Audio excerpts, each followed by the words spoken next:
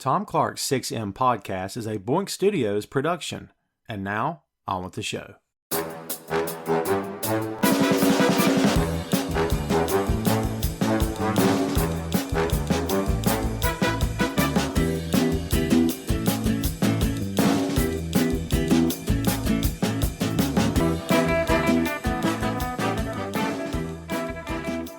Hey, what is up? Welcome to Tom Clark's 6M podcast. I'm your host, Tom Clark. And in this episode, I'm joined by co-host Christopher Ray Patton.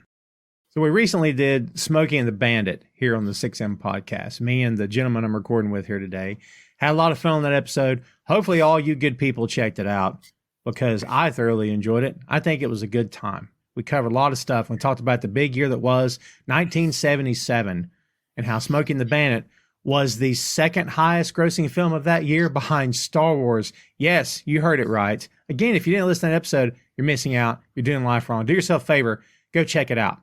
The film we're talking about here today came out in 1984, and believe it or not, yeah, it did pretty well. It only came in at number 4, but let's talk a little bit about the top 10 before we get cranking here today.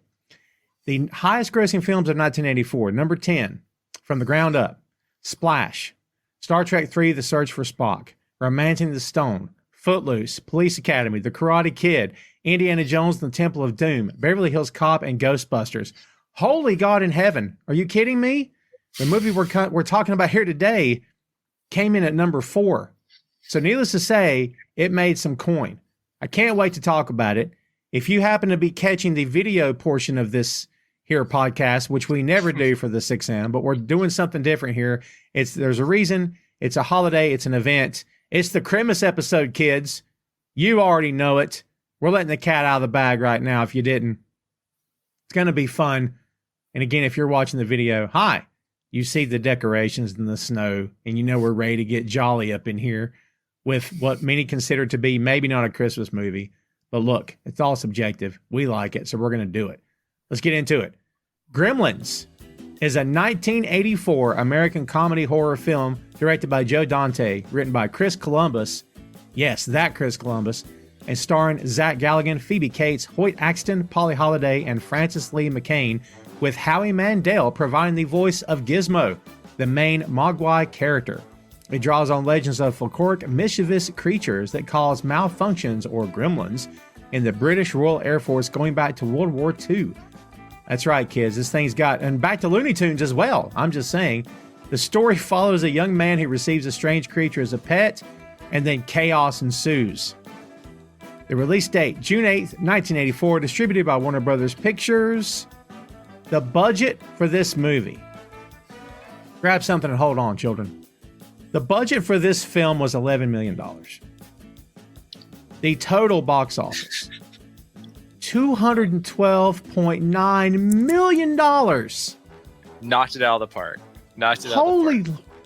Holy Lord. And that is your lowdown for Gremlins. My God, Chris, did you know this movie made that much freaking money?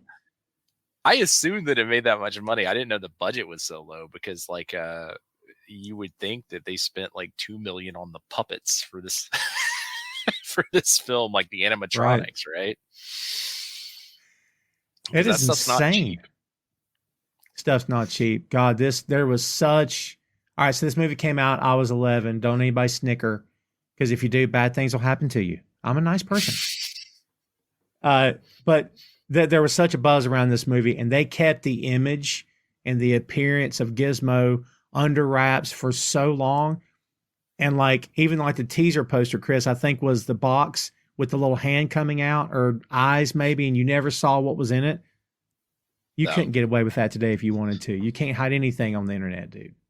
Yeah, God forbid that people get a pleasant surprise when they go to a movie or watch something on TV. You kind of spoil everything. Did you? So as a kid, before we get deep dived into this, I had these do you remember these books you used to get, and they had a 45 in them? Yes. And they were like audiobooks. So I had this entire Gremlins set, like a narrator reading about the. And I wish I still had them, but that was one of my favorite things as a kid. That is awesome. And to be honest with you, I am 99% sure I had that as well. because I was real big on those book and records. I had one of The Hobbit. And I had that as well. Did you? That My is so much fun. Adventure is yes. one you never know. And it had like dramatic music. It wasn't bad. Yeah. It wasn't bad. No, those are entertaining. We need to bring those back. Let's me and you, we're going to start a GoFundMe of bringing back animated movies to VHS, or not VHS, but vinyl / books. I'd be okay with that. Is this the one that you had? Yes. The Gift I had of that. Mogwai. Yeah, I had Gift all. of I had the this Mogwai. entire set. Oh man. I'm gonna have to go. I'm gonna have to spend some dumb money on eBay later. I am later. Oh my God, this brings back. There's the set. I did have. Oh my God, I totally had this. I did too, and also I thought like, I thought that the Corvette, like, well, I still do. I think that's like one of the coolest things ever. It's like the Mogwai driving the Barbie Corvette. It's just, it's so iconic to me. $30 right now on a site called Rock and Relics. You're welcome, kids. There's your plug, whoever runs that website. I'll drop $30 for that in a heartbeat. Dude, yeah. I didn't mean to put that into your life, but I was just. Now I got to do it. Now I got to do it. Me too. Hopefully they don't just have one available. It's going to see who gets off the show first. Yeah. Oh, that's good stuff. So yeah, this movie's big, kids. If you've never watched Gremlins and you decide to give it a shot because you're a fan of this here little podcast, first of all, thank you. Second, you are going to flat out enjoy this. This is silly goofball fun. This is good old-fashioned 1984 fun. And full disclosure, Chris, I haven't watched this movie in years, so I don't know how it ages. I don't know how much is going to be cringe. I mean, I've seen it a bunch. I have, but it's been years. When's the last time you saw it? I always watch the Gremlin films around Christmas, so last year. Do you? Awesome. Yeah, so, is any of it cringe? I mean, outside of the fact that Gremlins are kind of like a anti-Japanese term, outside of that, no, it's the movie itself and the acting and the dialogue and stuff's fine. I wasn't suggesting that suddenly there was like a terribly racist character that I'd forgotten about or anything, but sometimes you watch older movies and you kind of forget. Oh, that's disturbing. You know what I mean? So like, I'm grateful there's nothing because I can't recall that there was. So the neighbor is definitely like all. That's right, the old dude have gremlins. That's right. It wasn't built in America. We haven't gotten there yet. We'll get there. Hey, kids, Tom Clark here, and did you know the very podcast you're listening to right now is available on boinkstudios.com. B-O-I-N-K, Boink Studios is the home of Tom Clark's Main Event, Tom Clark's 6M podcast, and Two Nations Under Ted, a Ted Lasso podcast. Visit the site today for links to every podcast platform, social media, special announcements, and a lot more. Check out the site and bookmark today, boinkstudios.com. Kids, we know you came here for the movie commentary, and that's what we're going to give you. So first of all, happy holidays to you. We'll say it again, I'm sure, before we sign off here today. But yes, this is the holiday episode. I'll call it holiday because I'll be respectful to everyone. I have no problem being respectful. So we'll call this a holiday episode here of the 6M podcast. If you are watching Gremlins, well, actually, it doesn't matter where you watch it because we've got the starting point and a good point for all. Chris and I both are watching this on HBO Max, or Max, as the cool kids call it now. So in the very beginning, you will see the Warner Brothers logo. Let that go off the screen and you'll hear the music. We'll let the music crescendo down to almost the ending point and then pause. Because that's where I'm at. If you guys can get there, and don't worry, we will drop markers as we go here. So if you get lost, if you fall behind, you'll be able to catch back up. We've actually done that in real time with audio commentary here on the show before, and it helps tremendously because sometimes we'll record something and for some reason one of us just gets off. I don't know what happens, but anyway, hopefully that won't happen this time. So kids, if you're ready, what number did you say this was? 9 seconds by your clock? I'm stopped at 9 seconds, which is the bleed out of the Warner Brothers logo. Okay. So I think I'm a little bit farther than you are because it's, for me, the logo's completely gone off screen. I've let the music play for like a couple of seconds till it's that crescendoed down. So I might be a bit ahead of you, but we'll see how far I am. All right, kids, here we go. The audio commentary for Gremlins. We're going to kick it down. When I say 1, everyone hit play. All right. This is the Lethal Weapon countdown. We go on 1. All right. 3, 2, 1. Right now, I have the picture on my screen. Do you have it? Yep. Got the subtitles. Right. They're in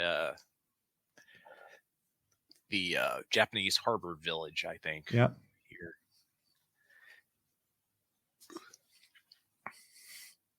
What a name, by the way. Rand Peltzer. Shout out to Hoyt Axton, man. Name's Rand Peltzer. You know, we're talking about Jerry Reed on the Smokey and Madden episode. Hoyt Axton's had a career, folk singer, actor, Renaissance man. Highly recognizable voice. Hopefully, as I get older, Tom, I'll be a Renaissance man like that. I'll be like a Jerry Reed. I'll show up in one of your favorite films. One of these Marvel movies. They need like a hobo-looking guy playing guitar. I got him. Hobo with a shotgun, perhaps? Yeah, so we're okay, kids. There's a Chinese kid, and there's an older Chinese gentleman in this basement. We know that Hoyt Axton's character has come down here for a gift. To find something interesting. Think there's a monkey's paw down there? I do appreciate the fact that they have like this bootleg New York Yankees hat. That's fair. Yeah, it's not actually the logo, but it's like what you would get off Temu. Right. Wish. It's the Wish thing. Yes. Hoyt Axton's he's always got that voice. Well, son, let me tell you. Back in my day, we used to play baseball down on the corner. You know what I mean? Dude, I would totally buy something from this guy. As a salesman, this is such a convincing pitch for me. Shelf toothbrush, toothpick, toenail clippers. Oh, man. God, I have forgotten this movie, dude.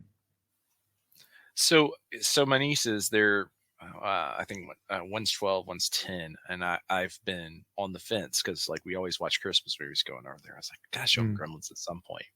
But, you know, kids are soft these days. So I also don't want to show them Gremlins and make them have a nightmare, you know. Because at the end of the day, this is supposed to be kind of a horror film. It's kind of weird because it has like a little bit of like it's a zombie movie essentially. If you think of it, you got Patient Zero and all the other. I mean, obviously they're little, but it's a zombie flick, right? I've never considered it that way, but that makes a lot of sense. All right, kids, if you're with us, you just heard the little tiny animal sound. Oh, hear it again. It's cooing. Hoyt Axton just said, where's that coming from? The old man's looking up from the chessboard. Hoyt Axton's walking to the back of the store. Yeah, and he's taking the blanket up.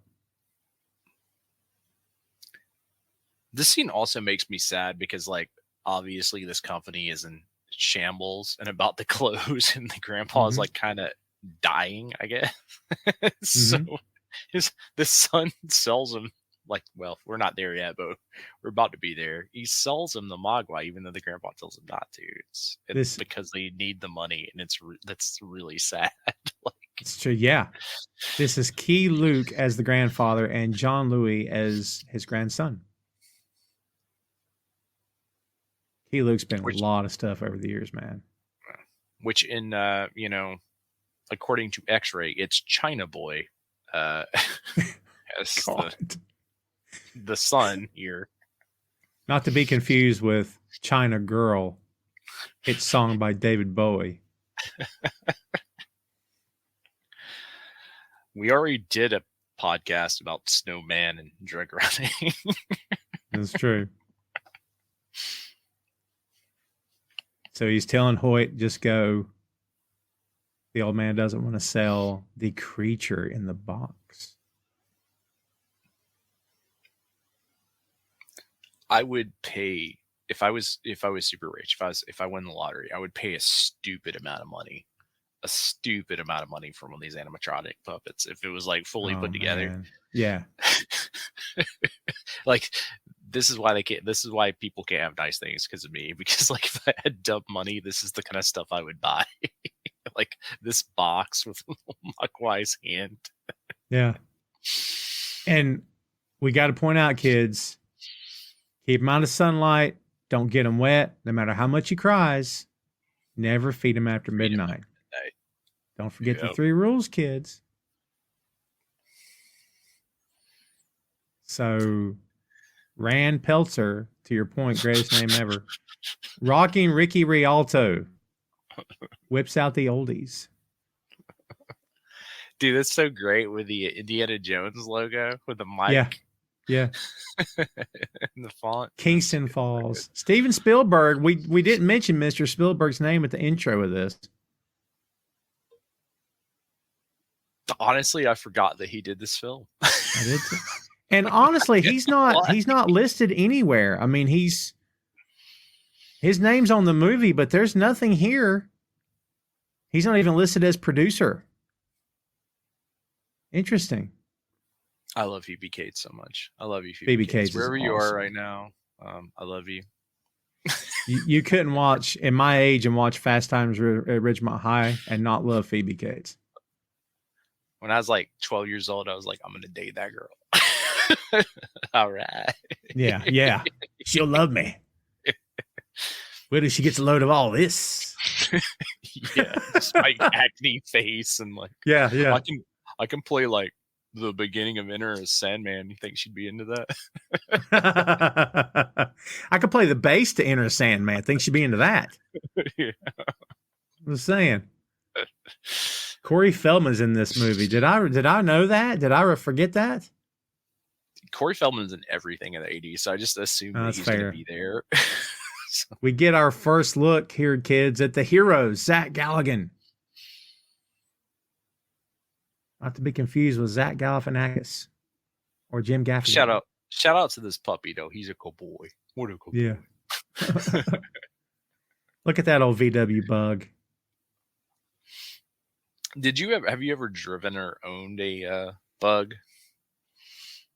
The answer is no to both, but I have driven a VW bus. Okay. Yeah. Was it like, this is terrible? Because that was my experience driving one of these. Like, this is awful.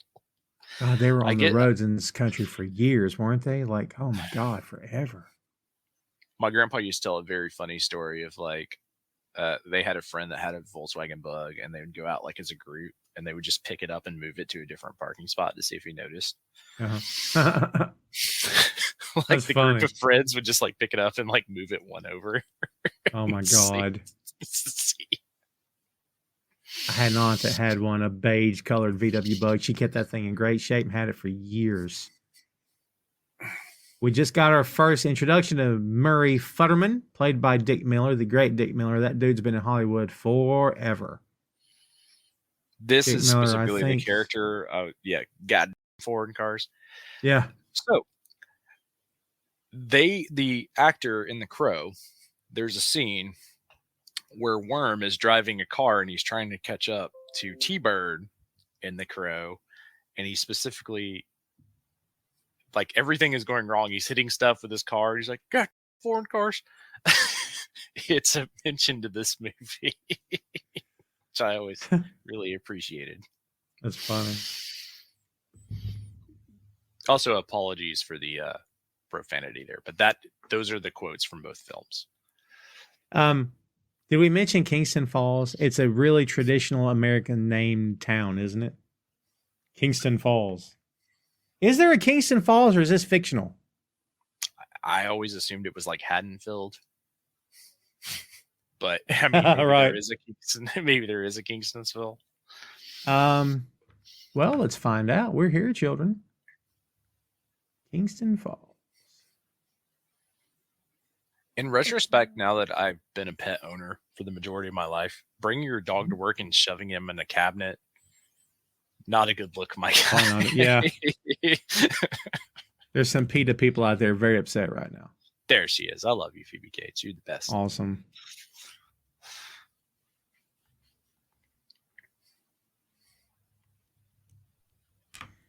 Kingston Falls, kids. Let's see.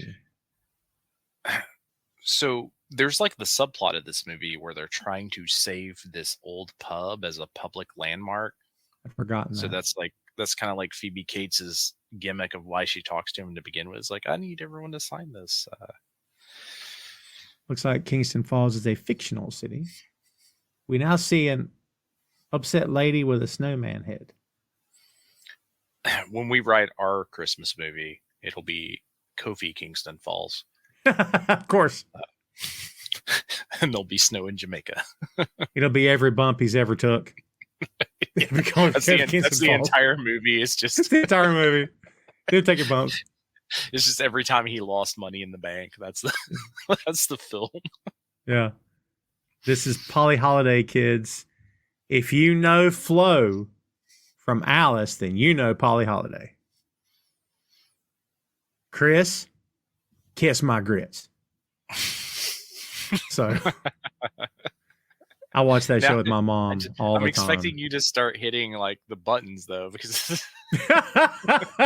right. Kiss my grits. God, we watched that. Me and my mom watched that when I was a kid. Vic Tayback was male. How do I remember that actor's name? Vic Tayback, I think. And then Alice and Vera. Vera got her own spin. Was it Flo got her own spin-off show or Vera? I can't remember now. Let's just talk about Alice. This old lady is the worst, by the way. Yeah. So like as soon as going into this knowing what Gremlins is, right? But as a kid, I was so happy. Yeah. Well, I don't want to get too ahead of ourselves. I was gonna say let's don't ruin it for the good people out there. Zach Galligan is Billy Peltzer. Don't know if we mentioned that. He is working. This is a bank, yes? Yeah, he's working at a bank and somehow has shoved his dog under the counter. That's right. That is currently. And this lady who's currently talking to him is mad because his dog broke her glass snowman. And now the dog has escaped because, who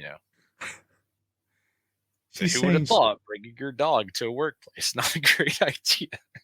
You should put a vest on it, like a service animal vest. Yeah. Then no one could say anything. It's my anti-anxiety dog. I can't stand a shock like that, she says. Judge Reinhold. How do I forget Judge Reinhold's in this movie? Which is hilarious because Phoebe Cates is in this film, but also her brother from Fast Times at Ridgemont High is also in this film.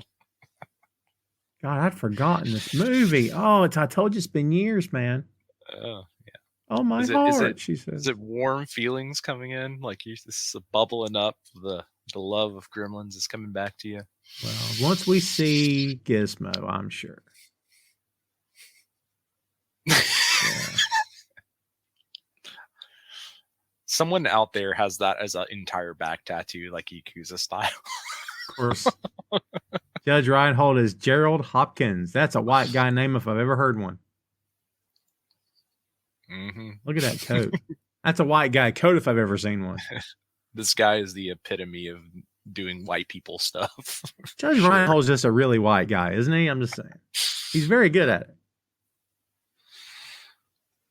You know how mad I would be if my dad's name was Rand Peltzer and then he didn't name me Rand Peltzer Jr.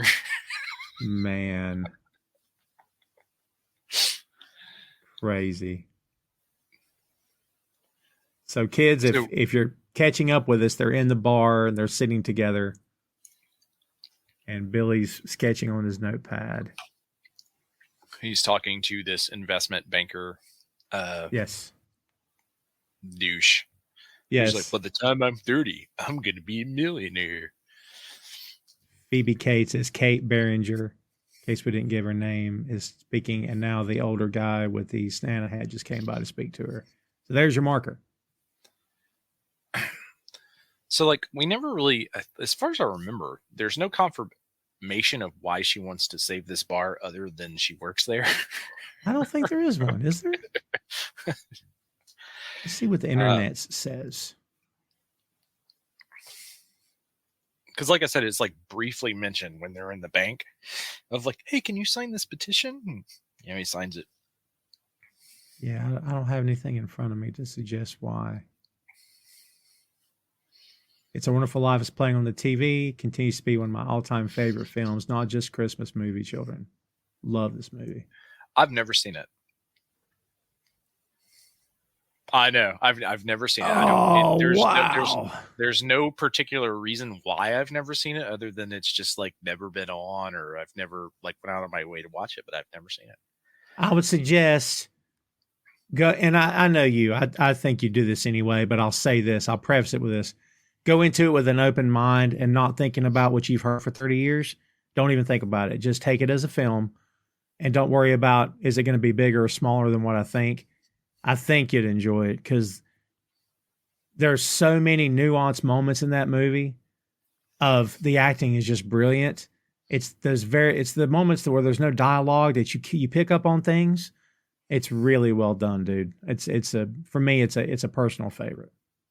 I'll add it to my Christmas watch list. We're getting through Gremlins, so we're already one ahead. So there I got Muppets Christmas Carol. That's coming up. Oh, that's on the docket. So yeah, of course. I've just never seen It's a Wonderful Life. I've seen so many parodies of it. Yeah. So I'm gonna have to try to wipe my mind of that to watch it. Jimmy Stewart's one of my all-time favorite actors, if not my all-time favorite actor. And you'll know it when you see it, but the despair that he has and the utter, I don't have a choice. Like this is it. I'm done. I'm absolutely done. Like you take all movie to get to that point, that when it gets to that point, you feel, my God, he doesn't have anything left. It's over. This is the end. and so when you know that, and then you see the redemption at the end and the comeback, it just makes it that much better. So let's just talk about It's a Wonderful Life. I love the wrapping paper because it's like such how I would wrap something where like, well, I got a lot of it just like, because I am terrible at wrapping gifts. This is how they look. How you like the way he shook the crap out of that box too, by the way. He was like, is it a bird cage? Dude. And Gizmo was like, if it was a bird cage, you just killed whatever was inside of it. Jesus. Yeah. You just gave him a concussion. Well done. And now, kids, the grand reveal. He's just took the paper off the box. He is now opening the box. All right. And now he's opening. So there's your marker. Holy Lord. Get ready, children. Oh! It's still so good. Said it's your new pet. Look at the hands coming up. That's classic. Look at that. Oh. Yeah, dude. Like I told you, if I was stupid rich, Elon Musk style, this would be the kind of things I would be buying. You'd do this and not buy a social media platform or run off all the advertisers because you're anti-Semitic? You wouldn't do that? That's what he did. Turns out I like the Beastie Boys. Oh, well, there you go. I like Mark Maron. Why do I want to hate that guy? Just saying. What a goof. That guy's a goof. Yeah. Oh, yeah. He says, I don't know, some Chinese word. I just call him Gizmo. He seems to like it. That's Hort Axon right there. What's this mean? Oh, I don't know. I just do this. What is this? I don't know. I just gave him to you. There is just a warm feeling that I get inside every time I see Gizmo. It's like a hot chocolate inside of my body. Yeah. I love this movie so much. It's so good. Right. And only now is Rand Peltzer telling him about the 3 rules. to be fair, the dad is the only person that actually seems to care about these 3 rules throughout the film. He took it to heart. Just no one else listens to him. He's like, the old man told me there's 3 rules. Which kind of checks out because he has to explain like all of the rules of using his devices all the time because they're all terrible. So what would Gizmo drink? I mean, he could have soda, but there's water in soda. He can have milk. Because I'm telling you, I don't remember. He doesn't need to drink. What if he gets choked on food? Right? He doesn't get parched. Have you seen Mogwais eat? They never get choked on. They're like Goku. That's fair. I like the bit with the Casio keyboard here with Gizmo. That's pretty sweet. It's amazing. He's like, nope. He just shook his head, no. To bring it back to the final child's novels, they have the notes and when you're listening to it, they do the thing. And it's great. That's right. Oh, I got to get those books now. Those books will be mine. This was my every Christmas Facebook profile photo for the longest time. Yeah. Look, he's head over heels in the can. It's so good. You know what's funny is that we fell in this trash can. He's pulling him out of the. What's funny is we talk about how things are different. People are awake now. I hate to use that other word because it's been overplayed so much, and things are different. But if you made this movie today, the conversation on that couch would have been much different. Number 1, what is this? Number 2, is this thing dangerous? Number 3, could it carry disease? Number 4, can we have this in the house? Number 5, is animal control going to get and to be honest, all these questions should have been asked here too.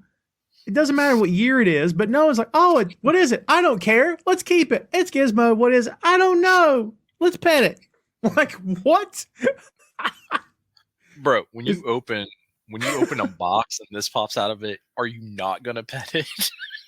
I mean, I guess, but for all we know, it's got little fangs that'll take your jugular. Look at the little bandage over its head. That's freaking epic. So adorable. Oh, I love it. The yawn. Oh my God. It's so good. I'd be afraid the dog would try to eat it or hump it. No, he's a good boy, Tom. Well, okay. Look at one of the many inventions, the juicer right there. I missed it when we were watching the first scene where they have the chicken that breaks the egg for him. Yeah. And then it just explodes and eggs goes everywhere. Look, Billy making the decision. All right, fine, I'll try it. Let's see what happens. I always felt that Stu from Rugrats was directly based on Rand Peltzer. Oh, look at that. It's the same. That's funny. The Christmas tree is getting brought into the house, kids. So there's your marker. Well, it's a kid wearing a tree. I love. God, see, I don't want to say it. I'll have to wait until after, but I will. There's some good foreshadowing. I will say that, but I don't want to say anything for it. Maybe some people out there that haven't seen the Gremlins of these devices and certain aspects in the background. They come to fruition, which I really appreciate. Corey Feldman, little tiny Corey Feldman, before Goonies, before everything. He got really into special effects makeup and, fought Jason that one time. This is what he was doing before prior to him killing the boogeyman and becoming a vampire hunter. This is he's just hanging out in kitchens. That's what he's out here doing. As a musician, have you heard him? Because he doesn't have a bad voice. So, no, I have not. Years ago, he did this live video where he was riding around on one of those hoverboard things with a group of female angels singing with him, and he was high out of his mind. And that's my memory of Corey Feldman's music career. Or maybe he wasn't high. Maybe he's just really eccentric, but it was wild. I heard him on a podcast, and I can't remember who it was now, but he's come out of it. He's been clean and sober for a while, and he's got a good story. And during COVID, he recorded a lot of music because, no one had anything to do because we were all locked down, right? But yeah, it's actually not a bad voice. This is a much better shot of Gizmo here sitting up in the bed than we got before. Bro, I also live in the 80s. They didn't care if the kid was that cute. Whereas like when we get to the 90s, it's like they got to be like McCulkin level cute. Yeah, you got to be like adorable cute. Yeah, like because Corey Feldman, like honestly, not to speak ill of like the children, but it's not a cute kid. I was cuter than him as a kid. Bet. Pete Fontaine is his character. Listen, Also, he's singing again. Corey Feldman also, like, as a child, sounds like he smoked like 2 packs of Marlboros a day. That's fair. Kids, we got a huge moment happening. Oh, the dumb Corey Feldman kid done got Gizmo wet, and look what happened. Why is he making that noise? I love that, like, whoever decided to do this, like, definitely thought about Star Trek with the little furry balls that take over the Enterprise or whatever. The tribbles, the tribbles. Yeah. You notice how Gizmo's still struggling and no one's checking on him? He's still going, and no one's even looking at him. I mean, to be fair, they are kind of freaked out. They just, a bunch of balls just popped off of them. So, well, now that, this is one of the excuses of, like, maybe what the heck is going on here? There's 5 total kids. 5. Holy Lord. Look at the way. Hoy. And the big reveal. There are other Mogwais. Are they Mogwais, though? It's like Pet Cemetery. They don't. Yeah, they don't come back the same. I know what you're thinking. Don't bury them up there. They're not the same. This is essentially what happens. Oh man. Yeah, I think the nieces are old enough. They definitely gotta see it. They need to know about Spike and his sexual aggressive nature. We need to point out here, evidently, there was an attempt made to use monkeys as gremlins instead of puppets, but the idea was abandoned because the test monkey panicked when made to wear a gremlin head. Come here, hold him still. Put this head on him. What are we doing? I feel like we're like in full rotation back to the last podcast. It was like every which way but loose. Yeah. Oh my, yeah. The orangutan, Clyde. Right turn, Clyde. Yeah. Now, this auto shuffler idea was a great idea, and you can buy one of these now. These are a very popular invention. So, was it invented in this film? I'm asking. Your guess is as good as mine. Possibly. No, you can get one of these off wish.com. Wish.com, if you're out there listening. Please sponsor me and Tom. We need free knit hats. Yes. And stuff. Yes. I'll take wardrobe. I'll take wardrobe in lieu of cash if necessary. So the Gremlins were designed by a guy named Chris Wallace. So this may not be anybody that you know. He is an American special effects artist. He worked on The Fly, for which he won an Academy Award. So he'd been in the business for a while when this movie came along, evidently. Or at least was very good at what he did. There was something about them taking this original idea to the Henson Company, right? I don't have it pulled up, but I remember that was a conversation and they didn't. So Chris Columbus, as we said at the beginning, Chris Columbus is attached to this film.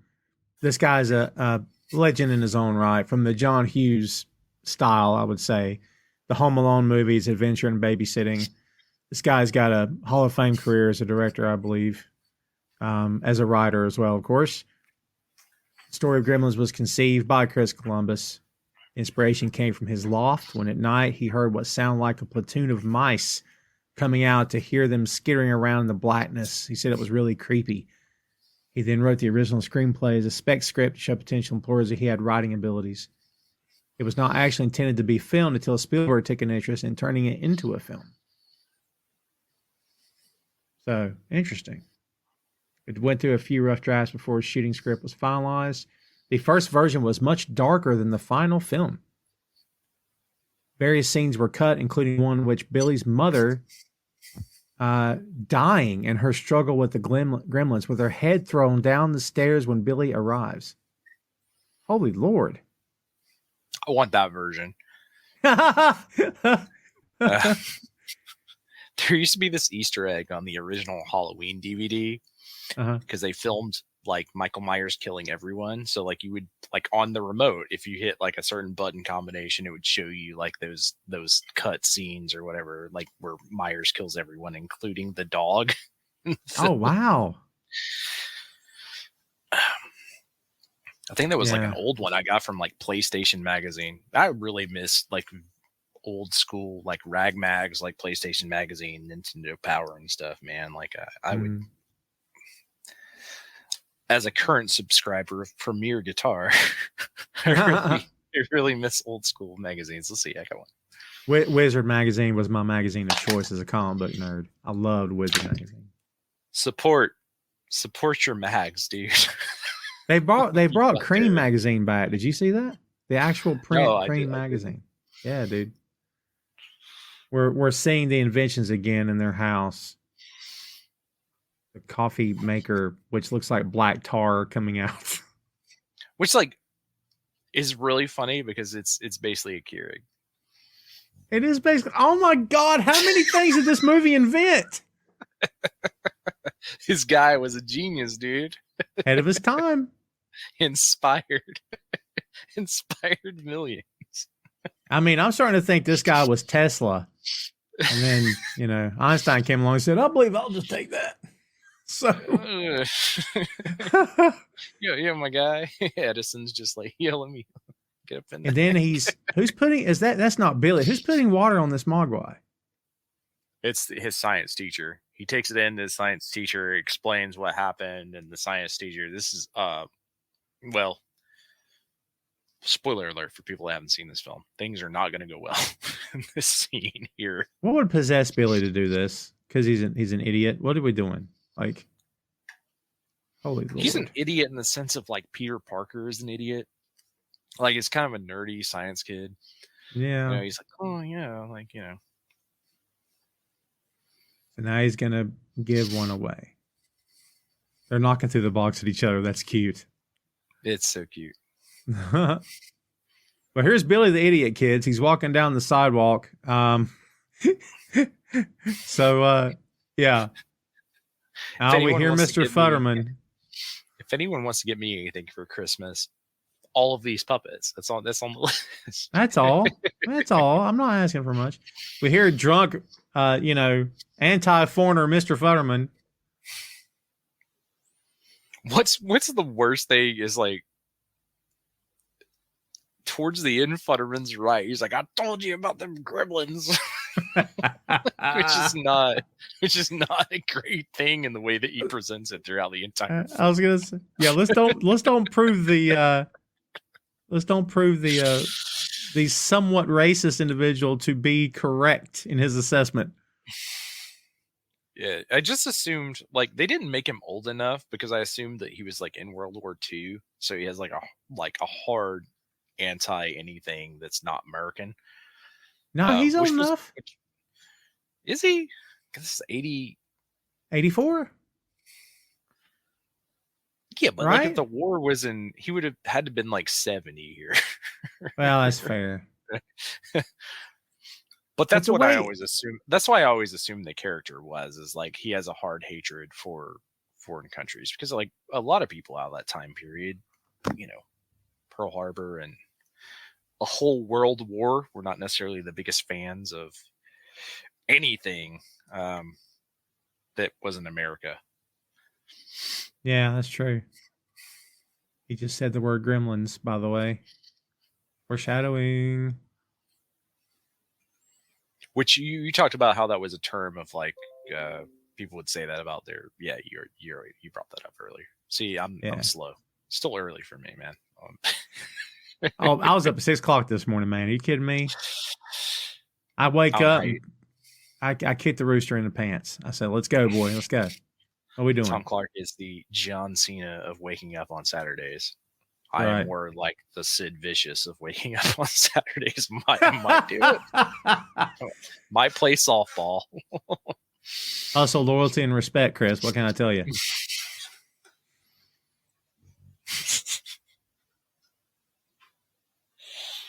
So now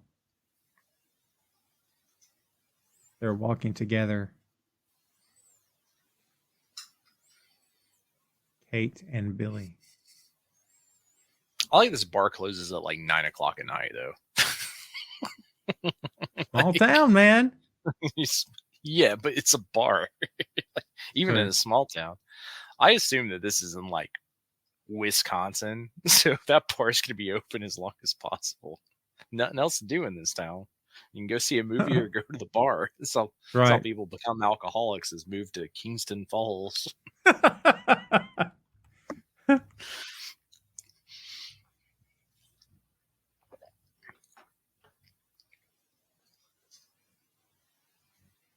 Oh, this is good. We got to point out also the Kingston Falls and It's a Wonderful Life takes place in Bedford Falls.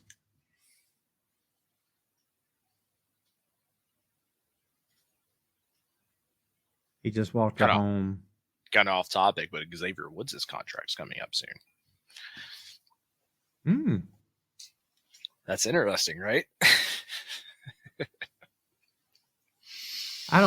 Yeah, but like, I think he stays, don't you? I would assume so. I mean, like, dude, just from like his YouTube stuff, it's so tied into what he's doing. Yeah. But what if we get Lethal Consequences as a tag team again? I'm just saying.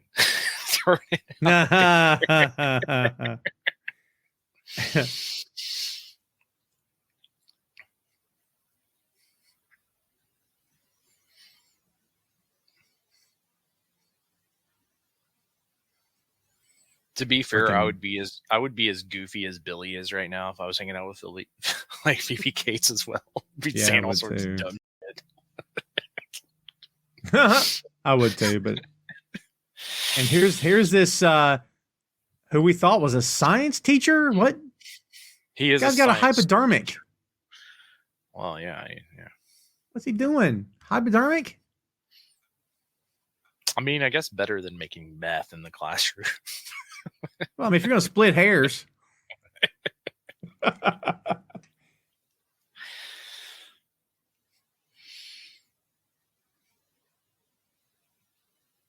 Man, it is really weird to think about this as a zombie film now. I can't not, like... the Patient Zero thing, yeah. Yeah, watching the Night of the Living Dead, but like all of the zombies are Mogwai. It's like retroactively, me and you should just go back and put Gremlins in all zombie films. The Walking Dead, it's just Gremlins. Yeah. Like the box of Mogwais. Bro, that classic Coke plus bologna sandwich looks lit right now. I'm not gonna lie, I did not eat before this, and God, I grew up with that crap too. There's something special about a fried bologna sandwich, my man. As a man from the South, you're aware of this. I'm aware of this. I haven't touched it in years because I grew up eating that stuff. I grew up with the fried bologna sandwiches, Tang. Remember Tang? Because it was a poor man's drink because it's a great big honking can of powder. Cost $2 or whatever it costs. So that and liver mush is all I ever ate. And now as a man, I'm not eating any of that crap. Ugh. We had Kool-Aid instead of Tang, but yeah. I love grape Kool-Aid. And we had buttermilk and sweet milk. My grandma would say sweet milk. Get yourself some sweet milk. Which is just the opposite of buttermilk. Buttermilk is made to dip chicken in for fried chicken, and that's it. Frying stuff. And making biscuits. My grandpa used to drink it. Like, he would dip cornbread in it and make like a buttermilk soup concoction and drink it. That's old school Southern. That's way older than me and Tom. Ain't nobody out here trying to do that. No, my great-grandmother did it. Huge, clear glass. Speaking of chicken, those Mogwais just tore into a bird. Man, they were destroying that chicken, boy. Also, the science teacher just randomly has a brain on his desk. Yeah. And then he leaves food on the counter. He's just eating lunch next to this brain. Let's start there. And it's 2:20 in the morning, by the way. Also, that bag of Doritos does look good.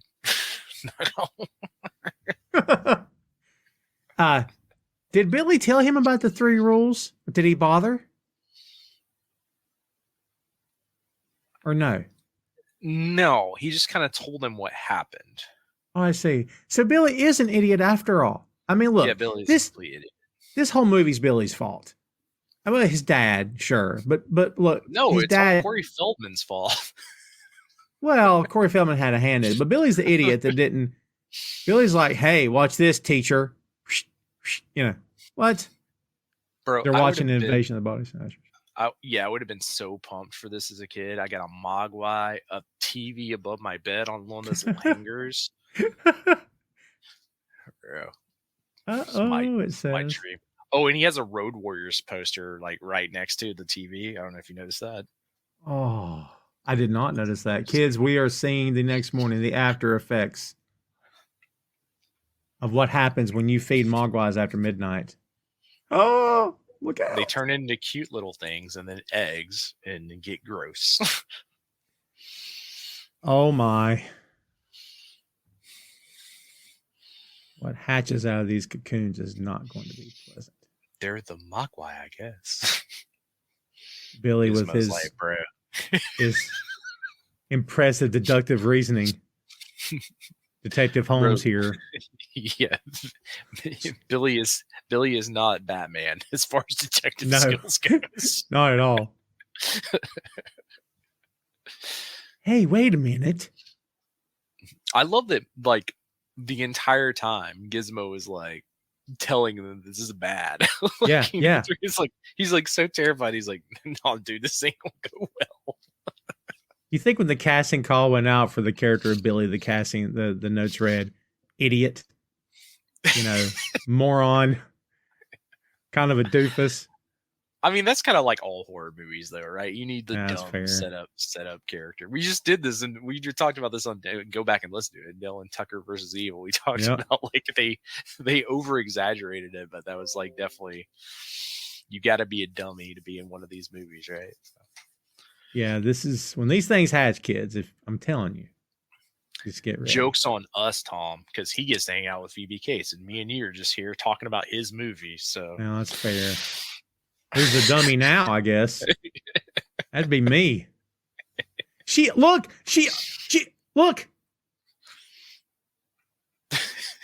A remote to answer the phone. This movie, oh my God, dude. See? I'm saying. Holy Lord. Tom's mind is blown. Yeah. Look, he's like at an invention convention or something. Look at all the stuff around him. Dude, do you like the time machine from Time Machine? I was going to say, yes, Time Machine. And kids, here's another marker. The cocoons or the things are beginning to shake.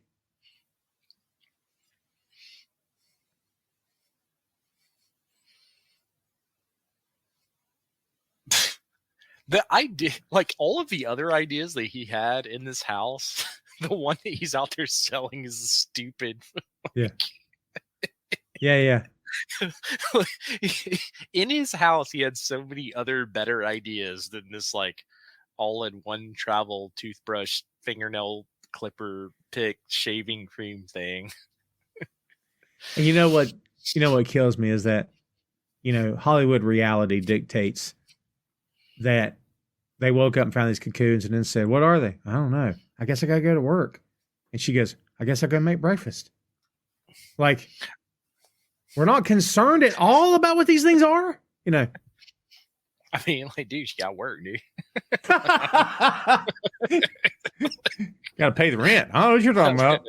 The same way, I ain't trying to get fired out here on these right. I ain't gonna try to get fired because of some creepy little things in a cocoon. What you want from me? I guess I'll take them to work with me. Man's got to eat. I'll put him over the desk like I did the dog. It'll be fine. Yeah, just put him under the desk. Little service animal. Yeah, a little service on all of them. We'll put a vest on them. It'll be fine. What are we worried about? It's my anti-anxiety mod device. Yeah. It'll be fine. Just let me hold it. I'm having a rough day. I'm just gonna pet it. If they all still looked like Gizmo, that would be a good thing at a bank, though. You can convince somebody to get a loan if you're like, yeah, but like, how about now? And you pull it out. Like when a bank would give away calendars and stuff, right? Here's this, you know. Here you go. There you go, buddy. Start. You sure you don't want to start that savings account? Mm-hmm. Guy's like, what is this? We don't know. You want one? Oh, that's right. We don't ask questions in this movie. I forgot. All right. They're hatching kids. It's such a cute scene with him under the Honda helmet, like just peeking out, like letting the entire world know that this is not going to be good. It's not a good time. Not a good time. So we neglected to mention this actor's name. Who's this character? The science professor. Yeah. I don't know his name. I've seen this movie like 100 times and I don't know his name. There's interesting.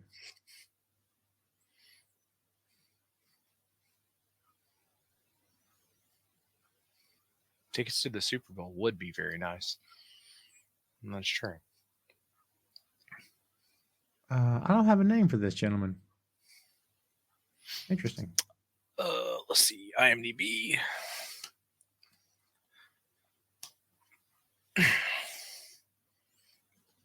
Let's do Gremlins. Chuck Jones has a cameo. The great Chuck Jones as Billy's drawing mentor. Didn't know that. Is the science teacher his drawing mentor? Mr. Jones. It just says Billy's drawing mentor. Chuck Jones from the classic Warner Brothers days of animation. So what you're saying is, down at the New Amsterdam, started this yellow-eyed girl, Mr. Jones strikes up. No, I'm kidding. Man, my first ever girlfriend on the planet, that was like her favorite song, and I hated that song. Not because it was her favorite song, I just hated it. So every time she was around me, she's singing it out loud and bopping around. I'm like, God, I hate this effing song. Go back and listen to it now. It's a great song. This is a bopper, dude. Yeah, it's not. I just no. I won't do it. You can't make me. But I do submit that "Long December" is one of the most beautifully written pieces of music and lyrics I've ever heard in my life. It is so good. I will send you a version of me doing a cover of that song. Do it. Oh, yeah. That is. I love Counting Crows. If you ever get a chance to see them live, definitely recommend. They're a fun band live. And I can say things now as the years continue because we lost her in the end of 2019, but my sister passed in December of 2019. So that song took on a whole new meaning for me. So it's easier to say now, but I couldn't. It's hard to say that out loud in the years that follow. But now as things go by, But yeah, that song's special to me now because of that, and it has nothing to do with that at all. But it's just you're a musician. It's how you connect things in your mind. That things mean more to you for certain things that happen in your life. Lyrically, that is just a beautiful song in general. It is. There's a lot of sadness and happiness from that song, and if you've never heard that song, you should go listen to it and also look at the lyrics. Seems like it's all a lot of oysters with no pearls. Oh. And Courtney Cox is in that video because she was dating the lead singer at the time, I think. So, who had like crippling social anxiety for a long time and a weight problem and like all sorts of issues. And also like he just became a bartender at that bar that River Phoenix died outside of. For a while. The Viper Room. Yeah, the Viper Room. Yeah, he's a big proponent there. Like, there's a documentary where he's actually like super does a bunch of interviews but like he took like a hiatus. I mean, Counting Crows, like that album has like 6 hits on it, and it just kind of went. And he was one of those guys that was not ready for that at all. Right. Which I don't. By the know way, that kids. Either. At first fame, it's tough. It's tough. By the way, kids, Billy's science teacher didn't make it.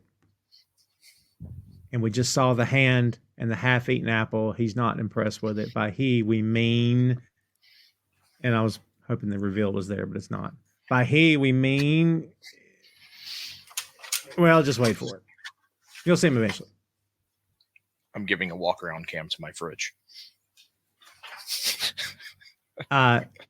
Not after midnight where you are, is it? Be careful. So we still don't get a reveal. The reveal comes. It has to come here somewhere, but I can't remember how the reveal comes. Billy done been injured. Billy the idiot has been injured, kids. Don't nobody be shed any tears over Billy the idiot, because a lot of this is his fault. Oh, the reveal has happened. So, unlike most idiots, though, Billy does get smart and does, he gets better. He does start out like an idiot, though, but at least he learns. He doesn't stay an idiot the entire film. Most horror films, when you see the idiot, they stay an idiot the entire movie. Yeah, that's fair. It's like the Borg. Captain, they have adapted. You know what I mean? It's like the same thing. The idiots. Me and you need to do a next-gen deep dive, by the way, on one of these shows. Yeah. I'm so torn on Next Generation, because the original Star Trek was my Star Trek. So when the Next Gen came along and suddenly you had the birth of the fanboy era where grown white dudes were going, nuh-uh, still happens today. So that's how I feel about Star Wars. Yeah? That's how I feel about Star Wars. So, like, I love the original Star Wars as a kid. I'd be outside with a stick being like, yong, yong, yong.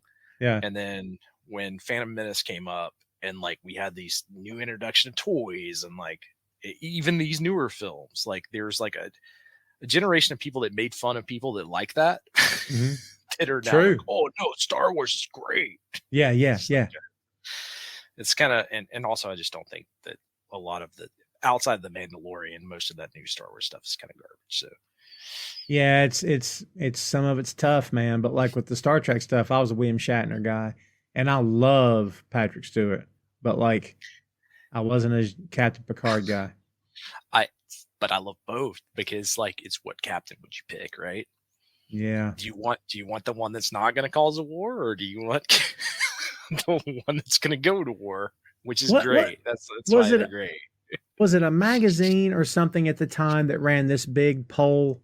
Because I think this was pre-internet. I think it was a magazine that ran a poll or something about if the Earth was being attacked, which captain would you choose to defend us? And it was overwhelmingly Captain Kirk, because he's the guy that'd be like, let's go, screw him, let's just go, and just blast the crap out of him. But that's an unfair question, because it would be like, if the world was about to get attacked, what captain would you pick, right? Like that's the question. Like Picard would do the same thing as Kirk if they were already being attacked. Oh, I see. We're getting into the minutia of the poll question, I think. Yes. The mom's got a butcher knife here. Yeah, kids. Dude, this is amazing. I love the scene. Also, I want that Crosley record player and that preamp that she has. That's it. Yeah. And now we see the mother of Billy the Idiot, which tells you that his DNA came honest. Because again, who walked away from the pods? I'm just saying. Wait, what is this? This should be fine. I got to go to work. Yeah. Bro, this is like my dream house. Minus the Gremlins? We hang out, dude. I need somebody to play Halo with. They're just misunderstood. Bro, me and the Gremlins I'd start a band with the Gremlins. It'd be Chris Patton and the Gremlins. Chris Patton and the Gremlins. Oh my God, that's good. Yummy yum. Hey, look, the cookies were good. Let's don't forget the fact that the cookies are a hit, right? Oh, I remember how gross this is. Oh, this look is at that. One of the reasons I haven't shown it to my nieces yet, because I'm like, there are some like kind of kills that you don't think in this. Like, when people think about this movie, they don't think like it is a horror film. Like, granted, it was not like it became like a kid favorite, but we were also growing up in the 80s and 90s, so our level of tolerance is different. She's pulling a Steve Rogers with that dinner tray, but let's don't forget that she is flat out in cold blood. She just killed that thing's brother. He was just trying to get revenge. Now she's killed 2 of them. Here's the third attempting to get revenge, and what does she do? She murders him as well. Bro, she's like, this is such a good kill. She sprays him with Pam and then puts him in a microwave. Oh.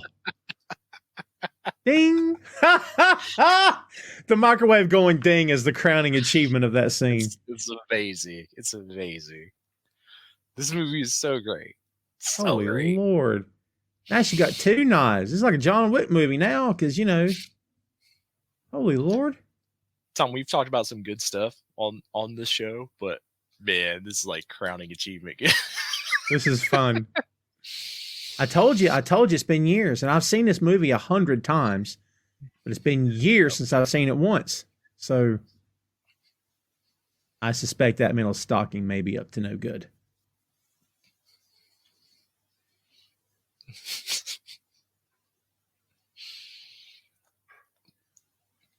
I don't want to spoil anything for people watching along that may not have seen it. They're in now. Kids, we are over the halfway point of this film. You're not going to find any ads in this episode except before we begin. So I will kindly remind everyone to please visit boinkstudios.com, BOINK, boinkstudios.com, for podcast links, social media, and much more. And the tree is just falling on Billy the Idiot's mother. Have we seen Stripe? Was he the one that's with Billy, or is that someone else? There Stripe he is. The big reveal. Didn't they give all of them names, but Stripe was the one that everyone kind of knew? Well, yeah, because like most of the other, like the actual Gremlins, they're kind of similar. They have different striping, like patterns on their skins and stuff, but they're kind of like similar. And Stripey has the mohawk. And they get to the second movie, you get way more individuality between each puppet. Yeah. Which is great. We have a drag queen That's puppet right. in the second film. Hey man, if Bugs Bunny could do it, Gremlins can too. It's great. I love that. You get Rambo in the second movie. Yeah. Also I love great. I love that Stripe just took the time to blow his nose in the curtain before jumping out the window. Yo, dude, he's smarter than the rest of the Gremlins, though. They all got murked by one lady. Yeah. Those little robots did. I had like a bunch of these as a kid. I was like obsessed with robots and like 50s, 60s science fiction, especially the square robots. I still love them to this day. Mm-hmm. But they used to sell those at like CVS or Eckerd's. You remember Eckerd's, Tom? I remember Eckerd's drugstore. Yeah, for sure. And Revco. Did you have Revco? Yeah, we had Revcos. So they used to have one, and maybe, well, as this winds down, I'll go pull it out of the closet and show it to you. But they used to have these square robots, and you would put like WD-40 on the top of their head, and it would blow steam out of its mouth. Oh, that's fun. It's just like, but yeah, that particular one with the hip spiral that was in the stocking, I had one of those as a kid. We should mention this robot right here was famous in its time. This is it Lost in Space that robot's from? Or a variation of it anyway. It's a variation of Lost in Space, but it looks so weird not in black and white. It's so much creepier in black and white than it is in that scene. So Billy's walking in the snow, kids. He's got Gizmo in his backpack. He's got those old-fashioned big honking flashlights that took the D batteries. I had one. We all had those as kids. All we had. The big handle on top. Now we got those ones you got to wind up. Yeah, weather radio on the side. Yeah. It's got Bluetooth. I'm like, what are we doing? It's just can't imagine having a flashlight. What happened here? Can I get a flashlight? Sure. Would you like the one with Bluetooth, or would you like the one that you can comb your hair? Honestly, everyone should have one of these solar panel flashlights with a hand crank with a weather radio on it. It's just a good thing to have. Like in general, get one. Well, thanks for blowing my joke all to pieces. I appreciate that. Well, you're welcome, sir. I mean, thanks for making good common sense and ruining my moment. So I'll be here all week. Loud Noises bar. He looks over his shoulder. He's like, "Oh, what? Let me guess. Loud Noises bar, by the Mogwai too. Jesus, just would you stop yelling at me? Oh, Stripe just took a swipe at Billy the Idiot, and then he jumps in the water. No. Yeah. I like that he holds his nose on the way down. Like, it's great. Bro Stripe, he holds his nose and throws the deuces. I mean, I'm not suggesting Billy could do anything, but why are we still standing here? I would have been in Cleveland by now. Okay, I'm gone. That's it. But not me, dude. I'm trying to start Chris Patton and the Gremlins out here. Guess which one can play drums, which one can play bass. Oh my! No, I agree with you. He is also known as the Idiot. So the problem is in China. You could have just killed this Mogwai. Right? You could have just killed Gizmo. None of this happened. I mean, but that's vicious. That's Tom. You got to take down patient. You got to take down patient zero. Patient zero. The monkey. You got to get the monkey. Yeah. Yes. Dustin Hoffman's in the chopper, and he's like, "Please, I'm talking to the pilots in the chopper. Get to the chopper. You need to understand what you're doing. You're going to kill all these people." So when people talk about Christmas movies, and they all obviously it always goes back to Die Hard. Die Hard is a Christmas movie. This should be the one they're talking about. Honestly, they never talk about this one, do they? It's always Die Hard. This should be the way if people are talking about this and Batman Returns. It doesn't get enough Christmas movie respect. Iron Man 3. I'm just saying. Iron Man 3 is a Christmas movie. They lost me after they fired Terrence Howard. What are they doing? I think Don Cheadle's awesome, and I think I like Don. I was just messing with you. Breaking. Yeah. Hey, look, Terrence Howard.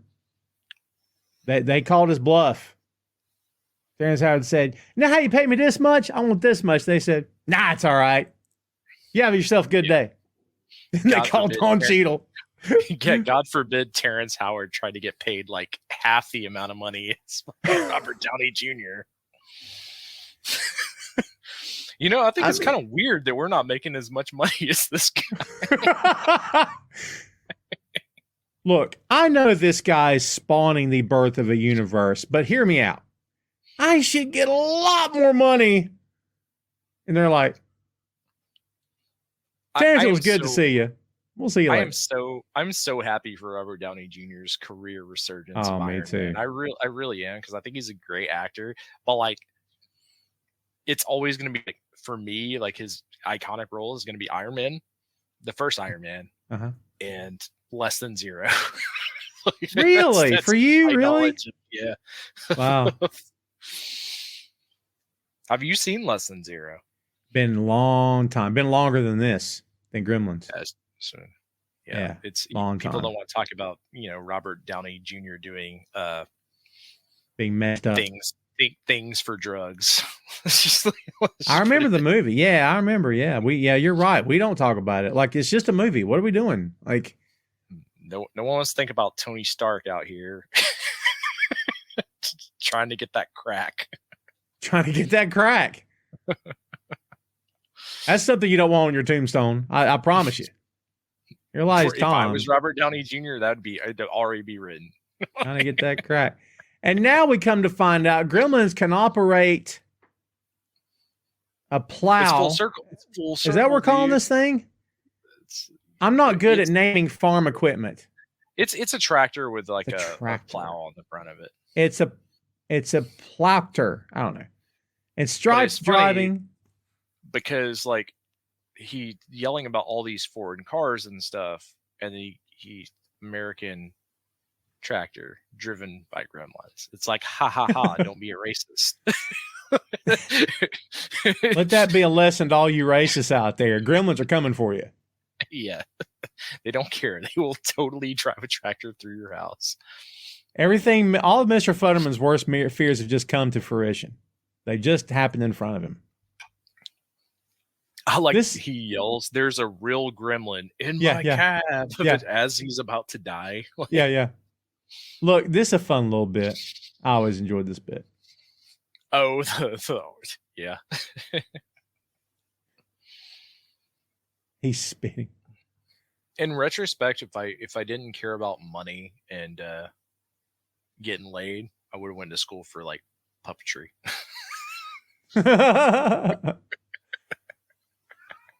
Because I love Muppets. I love Muppets too. Look, even puppeteers need love, dude. I'm just saying. That iconic music. I don't think we've given the musical score a nod here either. But that music, pretty iconic. It's great. It's a good soundtrack. It's very fitting, and they don't overdo it. I hate when especially it happens a lot in horror movies where they overvamp it way too much. They do a good job of keeping it kind of ambient level. Jerry Goldsmith. If you know anything about movie soundtracks, you know this guy. I've never seen anything more American than this, by the way. Composed 5 Star Trek films, 3 in the Rambo franchise, Logan's Run, Planet of the Apes, Patton, Papillon. This guy's had a huge career. And we know this actor who's been in everything. Well, we know that like $100,000 went to the soundtrack budget now of that $3 million. It's true. Jesus. I didn't realize he did all the Rambo stuff. That's crazy. Oh, yeah.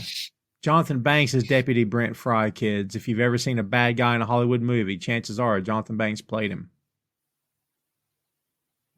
That's true. Really good actor, though. Really good actor. Should replace him with. They should have had Jerry Reed in this film. Is what I'm thinking. Severe lack of Jerry Reed. I feel that way about most films, if I'm being honest with you. After watching Smokey and the Bandit, I'm out here watching like HBO series, and I'm like, the show suffers severe lack of Jerry Reed. Yeah. Yeah. What you think about that latest whatever? And it's like, well, it's all right, but I mean, Jerry Reed's not in it. I don't know what we're doing here. Imagine Heels, the TV series, but Jerry Reed's the promoter of the other company. Oh my God. That's actually kind of perfect, isn't it? It'd be great, right? What's that character's name? We did the show. The New York guy. You have the DFW, and then you have his group that just shows clips from old TNA. I can't remember his name. Well, you know what? They don't want us to remember it. They canceled the show. Yeah, that's fair. Suck it, stars. Yeah, no kidding. I'm still mad. They took it. How dare you? What do you care about downloads and making money? Bring the show back. We made that point, didn't we?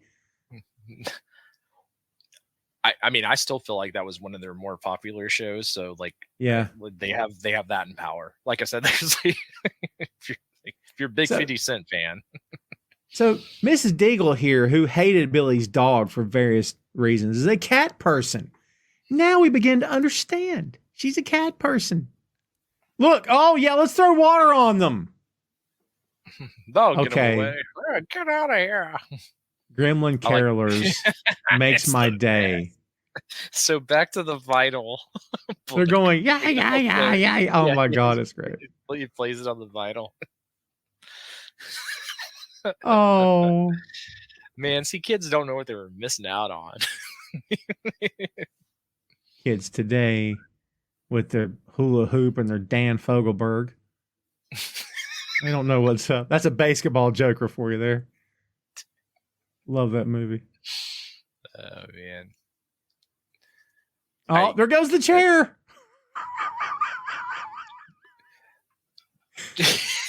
It's I like the Gremlins were.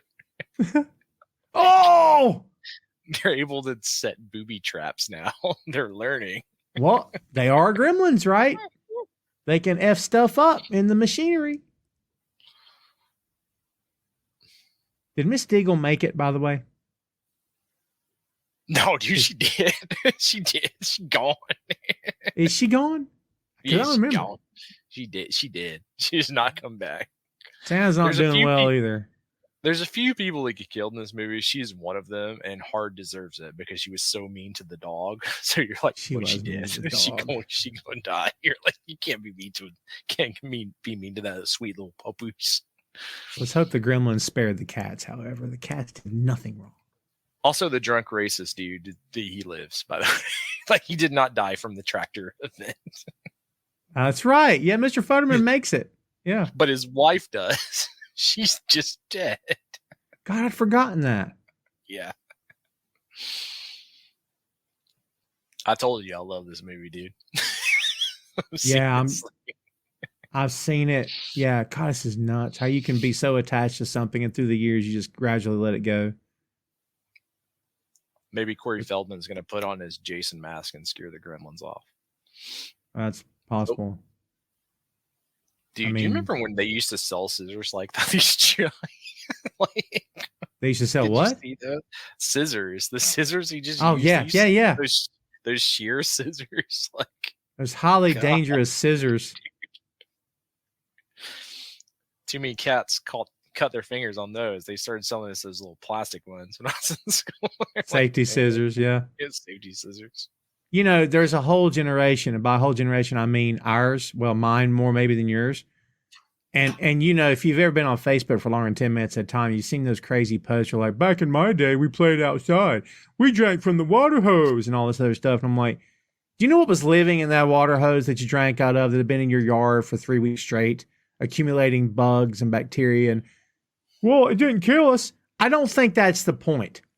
If you found out today you put something in your mouth that was disgusting, would you go, that didn't kill me? Or would you go, oh my God, what did I just, right? But, you know, people believe that their era, their generation is the greatest of all time, and that's how they feel. So it's funny because, you're from the South as well, but I feel like those are written from people of the North, and they're still like 10 years ahead of us. Somehow. They're like, back in my day, and they're talking about the 70s. We used to drink water straight from those. I was like, yeah, I totally did that too. But I think I did that all the time. I think that might just be like either a poor or Southern thing. Like, I don't. And I did it so much that I instantly attached to a memory of doing it because the water was always warm because it's 100 degrees outside. You gotta let it run out, dude. Yeah. You live in Georgia, that water's like 120 coming out of there. You gotta let that run for a little bit. You gotta let that water cycle, man. You gotta let it cycle. And you also have to see the other thing they don't talk about is the taste of that water. You have to kind of do a spray thing. Mm-hmm. You gotta hold your hand over the top of it so it squirts. So you get so it doesn't taste as bad as just being like yeah, sure.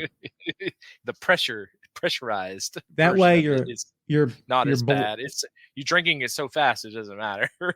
You're blasting the insects into your throat as opposed to just feeling them go into your mouth. It's important. You're drowning them on the way down. That's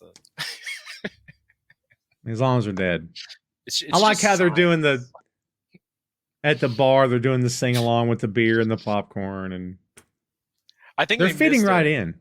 They missed a golden opportunity to do like an old Irish jig here, like an old Lang Syne or something. In part two, Danny boy. Yeah. In part two, they were speaking. One of them was British. Wasn't it Roddy McDowall that did the voice in part two of the British Gremlin? I think it was Roddy McDowall. Right. Yeah. That sounds about right. Suddenly he could speak. Oh, the Flasher. Love the Flasher. Look at the thing's belly, man. It's crazy. I mean, I guess I should be offended by it, but because there's no like they don't have any organ. They just like they have other babies by getting wet. Yeah. Wet, actually, hold on. Tell that back. Yeah. But it's funny. Oh. They're all smoking and drinking beer, and there's one dressed as a woman. Yeah. It's the best, dude. And of course, it's like prison girlfriends, isn't it? You know what I mean? That's what you like.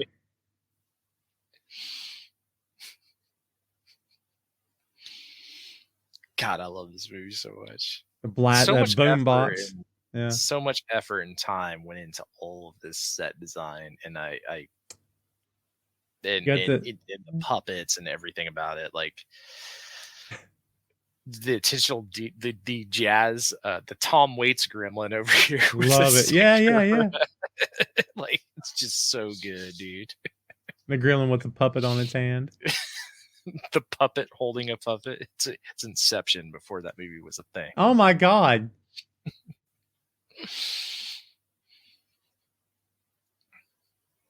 Wow. Flash dance puppet. Now it's break dancing.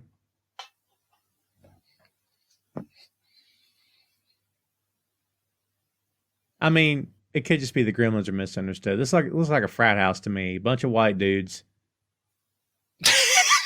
This is like Alabama every day. They ain't doing that much. I mean, they did kill that one dude, but like, you know, he had it coming. He did what happened if I needle into him. Like, what happened if I stick my finger in here? I don't know. That's the stand your ground situation. He shoved a needle in that grill and he got what was coming to him. Poor Phoebe Cates got to. How you gonna light 3 cigarettes with one match? That's tough. She's figuring it out that the bright light did something to them. I ask you this. Was the little tiny match any brighter than the lights in the bar under which one gremlin was sitting down? I'm just a question. Tom, I know. As I said on the last podcast, if we're going to start going into the intricacies yes, of the gremlins, it's just fun. No. Don't try to make sense out of the nonsensical. What was I thinking?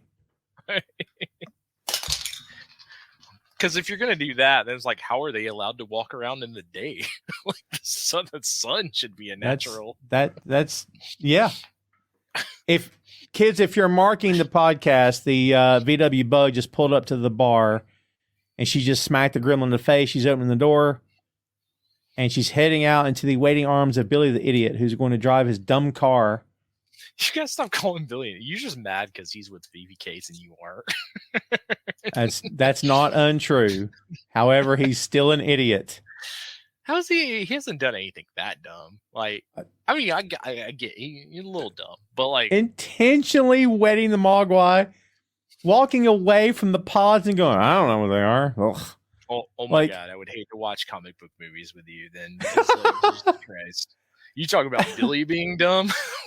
my guy. Let me tell you about the MCU. Hey, I'm a big MCU guy, but I can admit when things are hokey. I can. Billy's a teenager, and like I said, he does get better. Like, at least he gets smarter throughout the film. And he's dating Phoebe Cates, so he's already doing better than me and you both. You're gonna die on that hill of him getting smarter, aren't you? I can already see it. Yeah, dude. Seen the movie 1,000 times. Let me tell you about Billy. He saves the entire town, Tom. If this were medieval times, Billy would be known as Billy the Idiot. I'm just saying. Dude, disagree. You can't let idiots get off, man. You got to hold them accountable. The idiot is the kid that sold the Mogwai to begin with. That's all right. He's the first idiot. He's the first. What we're saying here, folks, is that young people are dumb. Okay, and that's not me hating. That's me This is me speaking truth to power. I love that phrase. because I don't I know what it means, and I think it's just written by someone who wanted to sound really smart. Here comes the story. I like to think in my head like what Dusty Rhodes' reactions were when he was watching this movie. That's a random thing. Like, no, you were like kind of cutting in promo, and I just thought about Dusty Rhodes. So, baby, that thing running wild over there. Don't put no water on it. Don't put no water on it, baby. They said don't feed it. Don't feed it, Daddy. So I didn't feed the thing. You understand? I didn't feed it one time. Because I knew. Said, don't feed me after midnight. You know what I mean? Baby. We're glazing over this wholly ridiculous story that she's telling Billy. That her dad had been climbing down the chimney with presents. Oh, yeah, and died as Santa Claus. And died as Santa Claus. And that's why she hates Christmas. Yes. Which still has nothing to do with why she's trying to save the historic landmark of this bar, by the way. You would think they would have tied it together in some way and said maybe he owned the bar or something. I don't know. I mean, if I was the director of this movie, I was like looking at the script. They're like, some of the stuff doesn't tie together, but we got Phoebe Cates and puppets, so we're good. He's like, have you seen Gizmo? He's adorable. Yeah. I'm pretty sure we're gonna get away with a lot. You think on the set of the movie, these discussions were being had, and you had one guy going, "Look, I hear what you're saying, but we got Phoebe, we got the puppets, we're good." That's what I would have done as the director. It's like, dude, we got a $3 million budget and we spent $1 million of it on puppets. So we don't have time for a script rewrite. That's fine. Don't worry about it. Look here, Affleck. We don't have time for 17 Batman script rewrites. Yeah. This is back in the olden times where people just got the script and did their job and shut up about it. And we're glad to have the work. Now you sound like an old man. Back in my day, they handed me a script. And I was glad to have it. You know what? I guarantee you, if you would have asked one of these people that were in this movie that read the script, they're like, that script was terrible. Iconic film. Sometimes just do the thing. Just do the thing. Just do the thing. It's fine. You don't know what a script's going to look like until you actually see it to fruition anyways. You're just reading lines. I mean, like, the line's ridiculous, but like... I agree with that to a certain extent, but I've heard plenty of actors interviewed over the years where they'll be asked questions similar to that, and a lot of them will say, yeah, we kind of knew it was going to be something big, or it's like, nah, we kind of knew this was horrible. Like, the dialogue sometimes will give it away as they're filming something. Not all the time, but sometimes. Now, to be fair, Carrie Fisher thought Star Wars was ridiculous. She did. So did Mark Hamill. But, you could also just get really good at your job. Like, Dom DeLuise and Burt Reynolds and Sally Fields. And just show up and be like, this is the new script. This is what we're doing now. This is what we're doing now. If you don't like it, let me know. But I'm pretty sure it's better than what you guys have written right here. Yeah. If you don't like it, we get it. That's okay. But we're doing this now. I love this scene so much. This thing is so embedded in my head. Like in the theater. Oh my God. Yeah. They're like putting the film on. There's like they start showing like the cartoons or whatever. There's the flasher. It's just flying. Yeah. Oh my God. There it is. There's the popcorn. And they all start saying, yeah, it's so good, dude. This movie should have won an Oscar. Oh God. Whatever won let me look up what won an Oscar this year. It better be something good. This is 1984. Let's look at 1984 Oscars. I like to do this because just because it's not artsy doesn't mean that it didn't deserve an Oscar. Let's see. That was the 56th Academy Awards. There's no way. I messed up. Oh, wow. I messed up, Tom. Yeah, that movie theater scene was iconic. Okay. Best Picture was these are the nominees for Best Picture this year. Okay. Terms of Endearment, The Big Chill, The Dresser, The Right Stuff, Tender Mercies. I can't tell you a single thing about any of those films. Okay. Terms of Endearment I've heard of, but I don't remember the plot. Right Stuff is the going to space movie about the 7 astronauts. John Glenn, one of them. What were the other ones? The Dresser. Don't know that one. Tender Mercies. Don't know that one either. You see my point. Yeah. Are you suggesting Gremlins should have won the Oscar for Best Picture? Yes. Yes, I am. We're still talking about, we're doing a podcast about it right now. Ain't nobody doing a podcast about Tender Trenton. What was it? Tender Mercies? Ain't no Tender Mercy podcast. Ain't no Tender Mercies podcast out here. Ain't nobody debating Tender Mercies as a Christmas film, are they? Yeah. Ain't nobody talking about that. Nobody care about that. I mean, not to be that guy, but like, it really makes me mad, especially with comic films. Like, you have a brilliant comic film. Great, right? Like Logan, for instance, like great film. And then like, comic movie. Yeah. It's like, it's the same thing with horror flicks. You have a great horror flick, you're like, well, it's not going to win an Oscar. It's a horror flick. Yeah. And it's really funny when you're like 20 years later or 30 years later, you look back at it and you go, yeah, but see, no one talks about that one anymore. Like, yeah. No one cares, but people care. No one cares. People care about Gremlins. All the artsy people got to feel good about themselves for a night, that they were vindicated for loving artsy stuff. Nothing wrong with artsy stuff. It's fine. But then we're all generations later still talking about the huge movies that impacted families that dads take their kids to.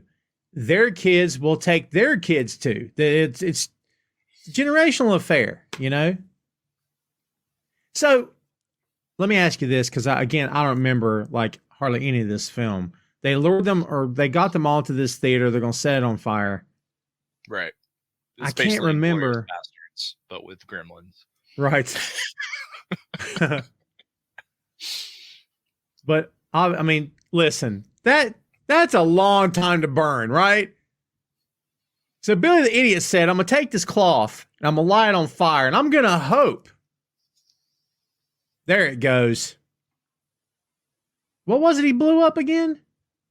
Well, they locked the film room, so he kind of shoved a cloth underneath and the chemicals lit it, so then it hit the celluloid, and then it was right.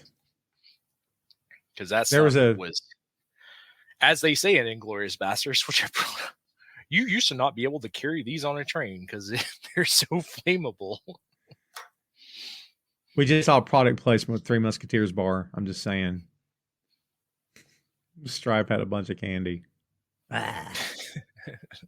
Was it product placement, or is Stripe just lit, dude? Yeah. Well, look, there's a lot of product placement right there. Oh, I had one of those as a kid. I am showing my age. Yeah. Oh, the little bubble mower. Yeah. Yeah, it pops the whole time. Yeah. Yeah, those are fun for like all of 3 seconds, and then you just start swinging it around and doing circles because you're a kid. Or that's what I did. I'm like, pop, pop, pop, pop. You know, it'd be fun if I swung this around in a circle until I got dizzy and fell down. Him going yum, yum, yum, yum on that skateboard is awesome. Yum, yum, yum, yum. Yeah, it's great, dude. The garland in his hair. This is a way better Christmas movie than Die Hard. Get at me, internet. I just recalled the water fountain scene. It came back to me. Look at Giz. Oh, Phoebe Cates. Giz. It's my life right there. I love him. Get out here, Billy. The minute he pulls back from kissing her, Gizmo should have gone, dude, do you know what we have to do here? Can we do this later?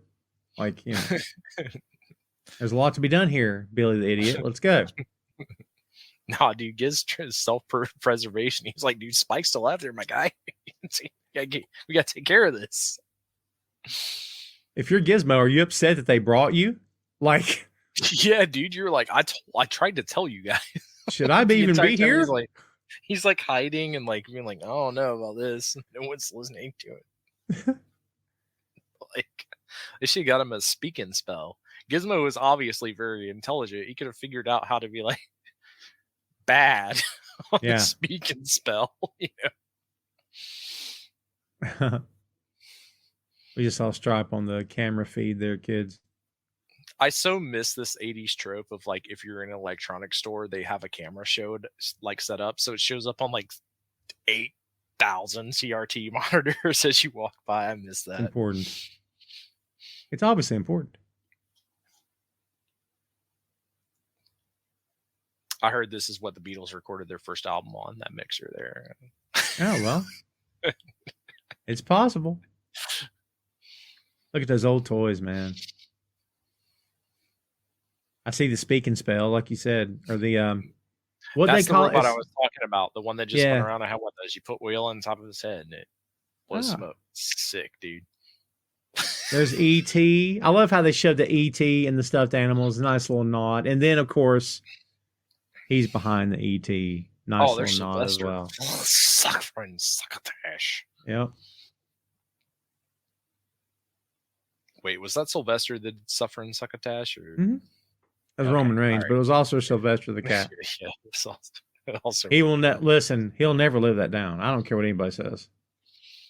Not as bad as John Cena calling Miz a jackwagon. Not as bad. It's got a ring to it, though. It's got a ring to it because you don't know if you got cursed or if it's dumb. Because it kind of sounds.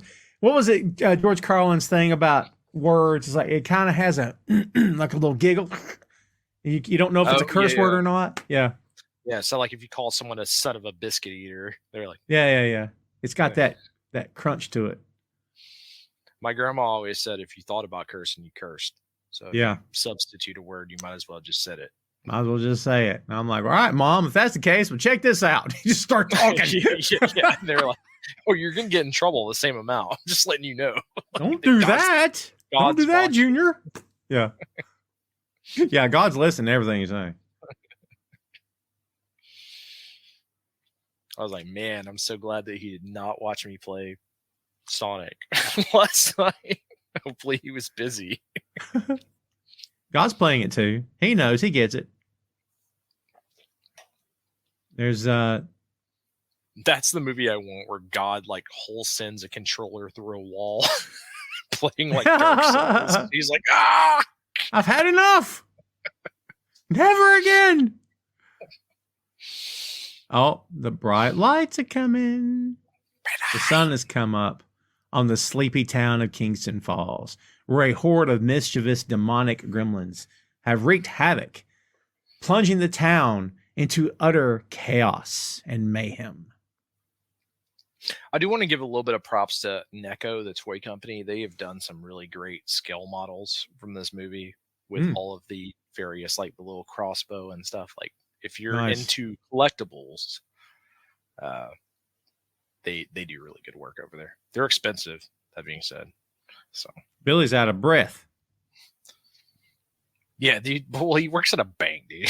You know this kid was not an athlete in high school. It's true. Bro, 6-year-old me would whip Billy in a fight. Guaranteed. So I could take his lunch money from him. Yeah. Pretty sure. For sure. Oh. That being said, he is dating Phoebe Cates, though. Here we go. Gizmo in the Barbie car. Yes, it's the best, dude. Oh my God. Boom. Sound effects. The sound effects of going through cardboard. It's always fun. I actually feel bad that like kids don't have toy stores like this, because like when I was growing up, we still had like KB Toys. Yeah. You know, like you still at like, FAO Schwartz and stuff. You had these toy stores that would have these crazy like intricate layouts and like big displays of certain things, and like that does not exist now. Like, I spent my formative years in comic book stores and toy stores all the time. Yeah, I feel like this is a good recreation of what like a big, like single toy store in a town would look like. in the 80s, right? Like, I think they did a good job. Looky now, it says. Wow.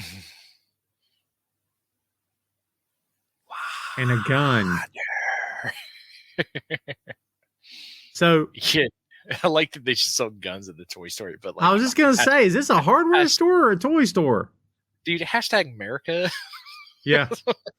Give our kids guns early. Around the corner from the Barbie cars are pistols.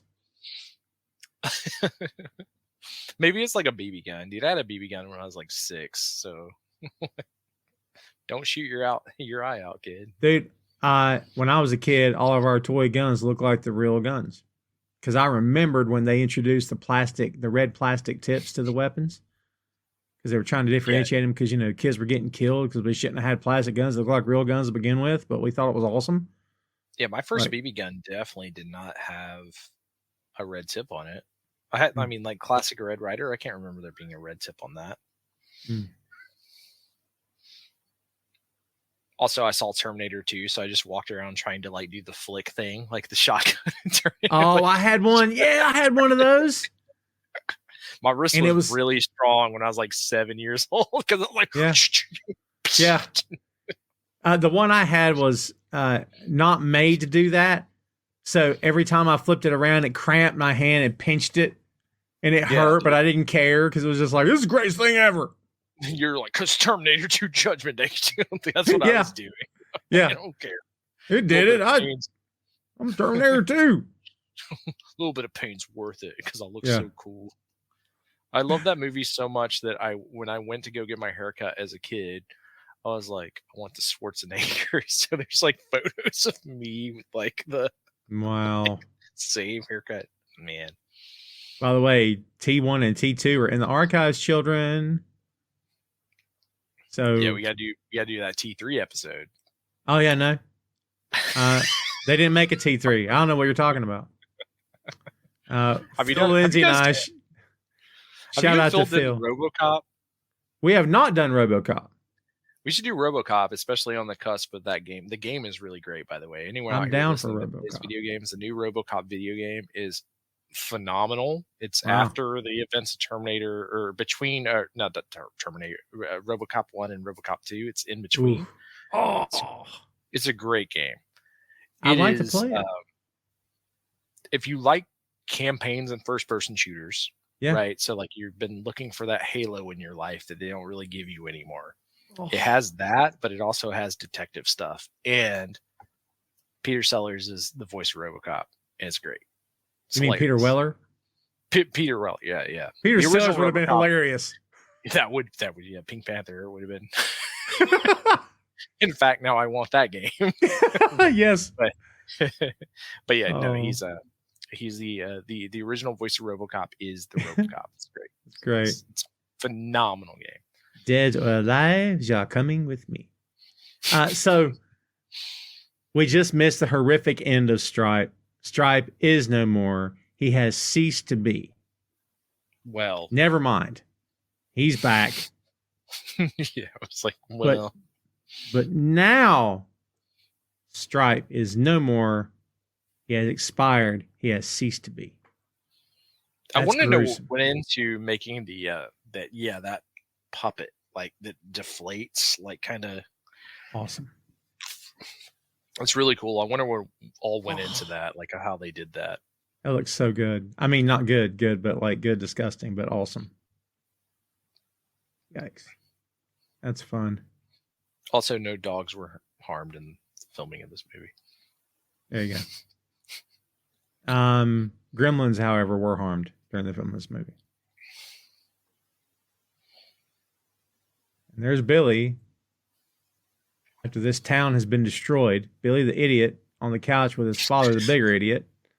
Bro, he just saved the entire town. You still call him an idiot. My guy. How'd the town get burned down to begin with? Well, all right. Look. Corey Feldman. That's how.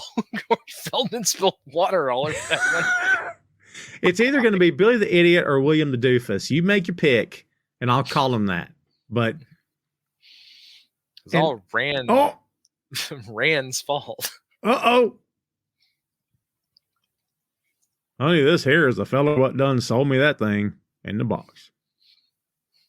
Bro, what if it's like a Kill Bill scene? He just shows up and starts like until the blood's like he's like, I told you. Didn't I tell you? When the Mogwai pulls out like a little letter opener. They start going at it. Old man's like, stupid white people. He's like, you taught him to watch television? Yeah, he really likes it. Turns out like staying in a bird cage most of his life was not great. And he's speaking a language. Oh, I have closed captioning on, so it just says speaking Mogwai, by the way. Yeah, me too. So, okay. You know what he's saying? I'm sorry these people are so dumb. Bro, if people could really get out here and create a Mogwai language, I'm down for that, dude. I want to put that on my resume. Speaks fluent Mogwai. Yeah. Random things should go on your resume, like speaks fluent Mogwai. People say, you know, what's your faith? I say Jedi. You know what I mean? It's important to do random things. So I bought like the land in Scotland. So technically I'm a lord, but also I've done 3 weddings. So I'm a reverend. So like next time I put a job resume, I'm like Lord Reverend Christopher Ray Patton. It's like, it'd be like this long for the name. You're giving Jerry Reed a run for his money in terms of Renaissance man now. I'm just saying. Yeah, dude, I got the gimmicks. Listen, I know Billy's sad. We're sad as an audience because we no longer get to see this furry little creature because he's cute. This family has no business with this thing. It has been protected and been safe for... That's cute. I love the Mogwai singing. It's the best. Goodbye, Billy. Oh, now I'm sad. No, grandfather, he will not be ready. He will not run as fast as you can to get out of that stupid town. Until then, the Mogwai will be waiting. I like that they didn't have any money, but then this guy like bought a plane ticket to America, so now they have even less money.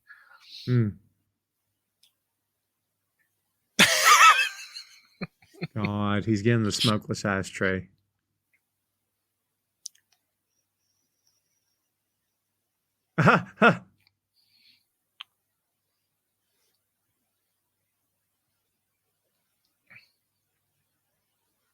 No, it won't.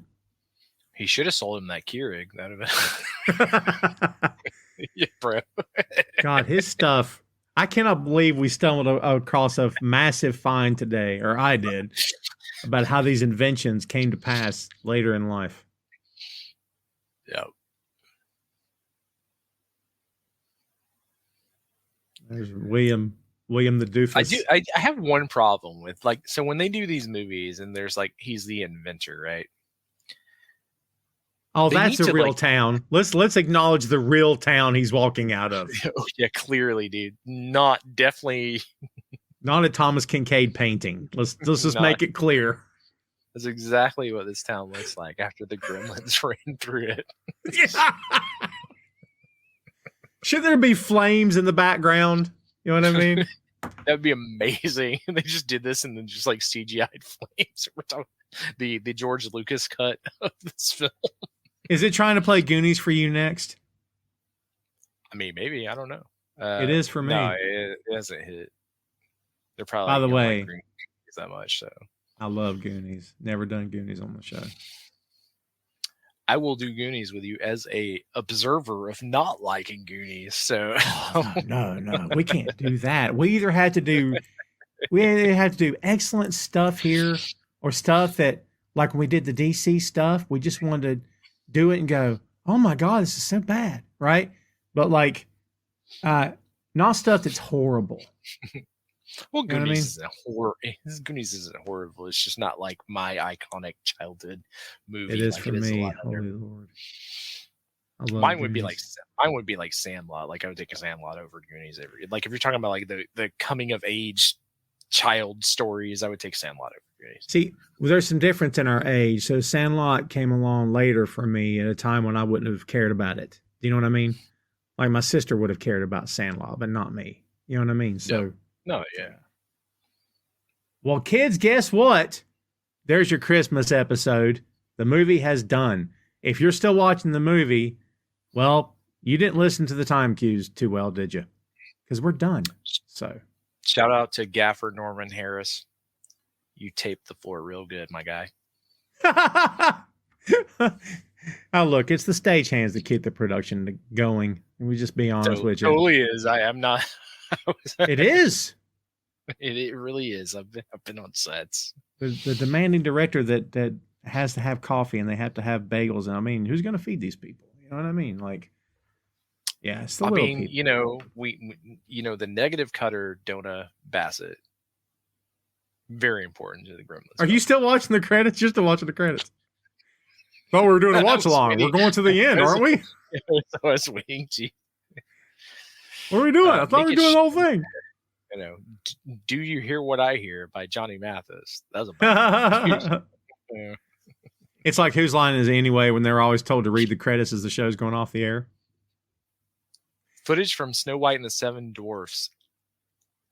1937 Walt Disney Productions. It has that tag in it. I did not realize. I knew that Snow White was old, but I did not realize that was 1937. I was thinking 50s, honestly. I didn't think 37. That's crazy. Yeah, that's crazy. I never would have known that. Man, Walt. Also, anyone out there, this is not. I'm not affiliated with this at all. But if you like weird Disney stuff, check out Defunctland on YouTube. He does some great documentaries about Disney and other defunct rides around Universal Studios, and nice. He also does the entire story of Walt Disney, which was very eye-opening and kind of crazy.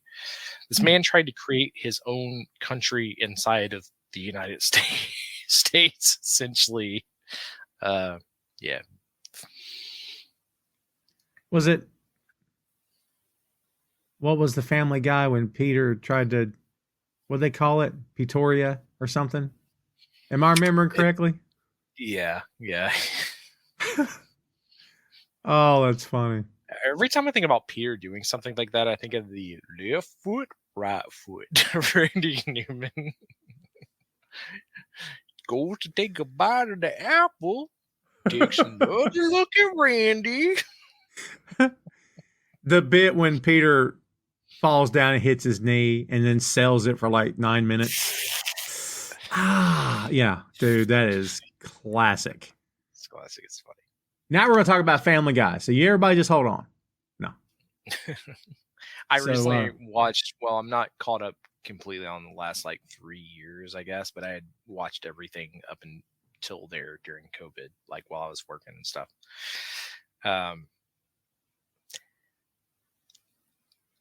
It ain't South Park, Mike. Yeah. It's like there's so many hit or miss things, and then there's really, really great episodes of Family Guy. Yeah. Like the I think Family Guy falls into the Brian trap and of Stewie. Yeah. Well, the Brian and Stewie episode where they're locked in the bank vault and they kind of get serious. Yeah. Is great. It's great. It's still got comedy in there, but there's a lot of like other undertones, which is kind of what South Park is so good about doing. Yeah. But then there's other episodes of Family Guy. Remember that one time? Where that's like I see why you guys get made fun of for that.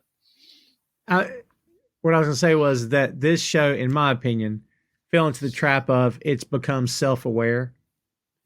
Like, it's one thing to wink at the camera, but when you know you're winking at the camera, because you know they know you're winking at the camera, it becomes a whole Truman Show kind of thing. And for me, that's where the show can miss the mark. Whereas, just wink at the camera. I'll get the joke. You don't have to keep up with it. You know what I mean? Like, I don't know. What for me, that's saying where they are no 15 minutes into Smokey and the Bandit with the wink and smile and driving off in a Trans Am. That's basically what you're trying to say. Yes. Long before Ryan Reynolds, kids. Long before Ryan Reynolds, Burt Reynolds. Oh my God. The original Deadpool. Long before Ryan Reynolds, Burt Reynolds. Huh? I'm just saying. And yes, I just now made that connection. Holy God. Are you saying that Burt Reynolds went up to Canada, beat all of the Winnipeg Jets up, and then had a relation with a Canadian woman. That's how Ryan Reynolds exists. I mean, they're both cool, dead sexy. I'm confident in my manhood. And funny, can act, charming. I'm saying. I mean, that is why they call him the Bandit. It's right there in the song. It's in the song. What more can you ask for? Now we're going to talk about Smokey and the Bandit. Dude, I had so much fun watching Gremlins with you. I love this movie. It is a huge part of my childhood. Like I said, everyone, please don't go and buy these vinyl books at the same time as me, Tom, because save it. I don't want them to shoot up in price. Yeah. before I get in on this, but after we buy them, you give us like 5 days, and like after we buy them, you go get those. Those are great too. It's phenomenal film. One of my favorite Christmas movies. It's this and Muppets Christmas Carol. Those are my like 1 and 2 every year for the Christmas holiday season that I have to watch. Mm-hmm. I'll maybe Home Alone would be the third on that, but yeah, phenomenal film. Great, a good introduction for the youngins in your life. Your 13, 14-year-old kids maybe never seen a horror film. This is like a good soft leap into that. Great film. Also a zombie flick, as we found out. Yeah.